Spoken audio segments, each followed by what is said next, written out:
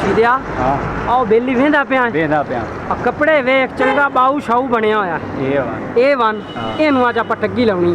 इनू एक याल तू वेख सही है मेरे ते छड़ अज आप इहदे कपड़े भी लवा लेने इहदा बोझा 12 मैनू मालूम होंदा है माल इहदे को वाह वाह लवा इहदे कपड़े लेने तू बस होरा मेरे नाल आ इत्थे बाय जिवें मैं आखा तू उंज करना ठीक है हां बाय जा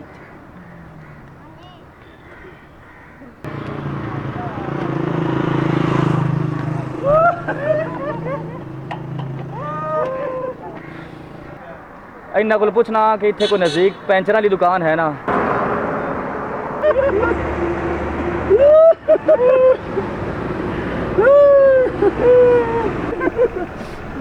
अस्सलाम वालेकुम। वालेकुम सलाम। यार कोई इतने नज़दीक पैंचर वाली दुकान नहीं है?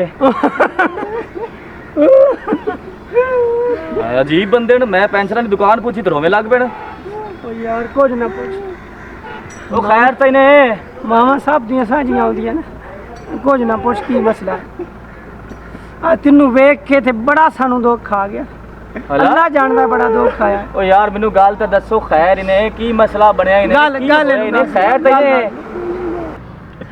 ओए खैर इन्हें गल तो मेनू कोई दसो होया कि ये थानू रोई जांदे हो आ गल मेरे बिरा कोल पूछ मेरे कोल दुख तू गल नहीं होंदी मेरे बिरा कोल पूछ ओ काका खैर यही गल तो दस मसला की यही क्यों रुनी जाना है कोई परेशानी है कोई मसला ही की दसा दिन ग्राम बीमार है छोटी गाय जे एक पुत्र चौधरी बने बुड्ढा बाबू बने आज साडी हालत बेखला भी गरीबियां च असी उम्र गुजार छड्डी गरीबियां च ते तेरा सूट वेख्या ते असी आख्या भी विरा कोल 10 मिनट उधारा सूट मांग लेने अम्मा नु विखा के ओंदा रूह राजी हो जासी अच्छा ते तू यार सानू ना बिरा बंदा है आ नाल साडा घर है अच्छा हां आए तू सूट यार 10 मिनट तगड़ा हो तू रो ना ए थोड़ी आखरी ख्वाहिश तमिया मैं पूरी कर छड़ना ते किन्ने के टाइम ती वापस आ जासो बाओ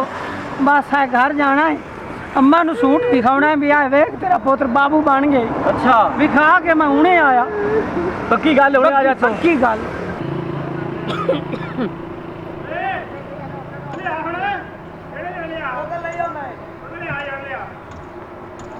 ले आए मैं गाड़ी उठे ही गात ले सा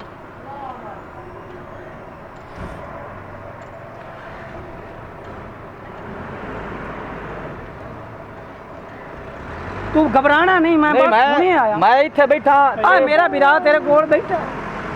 तेरा घर किथे है घर मेरा आओ वेंदा पे जड़ा ओ घर नजर आंदा पे आ कोठी हां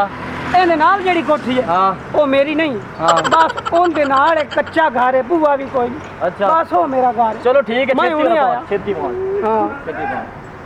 ਤੂੰ ਇੱਥੇ ਭਾਉ ਦੇ ਕੋਲ ਬਾ ਮੈਂ ਹੁਣੇ ਆਇਆ ਹਾਂ ਠੀਕ ਹੈ ਹਾਂ ਬਸ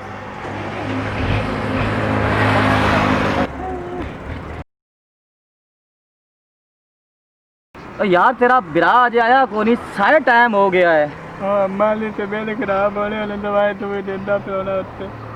अच्छा लेके आना हुणे आवी यार पता करके मैं इथे बैठा ठीक है और हुणे आवी